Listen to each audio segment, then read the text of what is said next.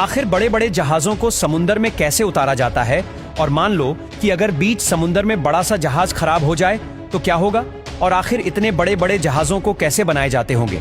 दरअसल इन जहाजों को बनाने में करीब 3 से 4 साल का समय लग जाता है, लेकिन इन्हें किस जगह बनाया जाता है, आइए इन सारी बातों को जानते हैं।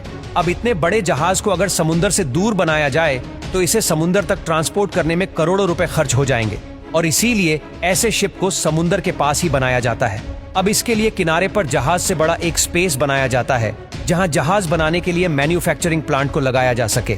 अब उस जगह से सारे पानी को निकालकर उस जगह को ठोस बना दिया जाता है, और वहीं पर सारी मशीन्स और वर्कर शिप को बनाने का काम शुरू करते हैं, और वहीं पर खड़ा किया जाता है कई मंजिला शानदार जहाज।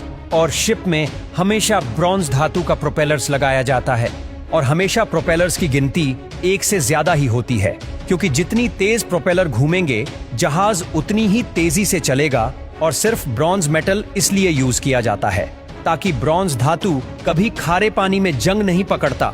अब जहाज तो बनकर तैयार हो गया, लेकिन अब सवाल ये आता है कि इतने बड़े शिप को आखिर पानी में कैसे उतारा जाता होगा।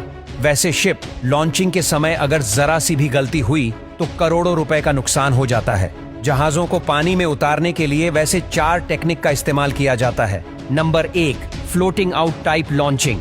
फ्लोटिंग आउट लॉन्चिंग में जिस जगह को समुंदर किनारे जहाज बनाने के लिए खाली किया गया था उसे दोबारा पानी से भर दिया जाता है, और उसे समुद्र के पानी से मिलाकर जहाज को धीरे धीरे पानी में लाया जाता है।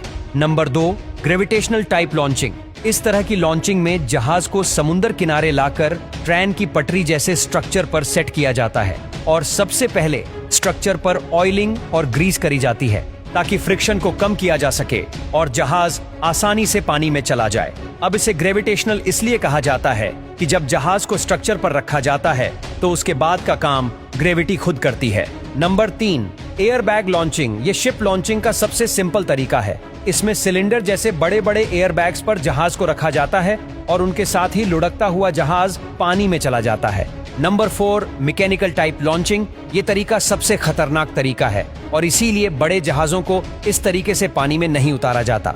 इस तरीके में ट्रक या क्रेन की मदद से शिप को उठाकर पानी में रखा जाता है, जो कि काफी रिस्की काम भी है, और इसीलिए इस तरीके से बस छोटे मोटे जहाज ही पानी में उतारे जाते हैं। अब आइए हम बात करते हैं कि क्या होगा अगर कोई बड़ा सा शिप समुंदर के बीचों बीच खराब हो जाए। अगर ऐसा होता है तो शिप पानी के बहाव के साथ बहना शुरू कर देगी।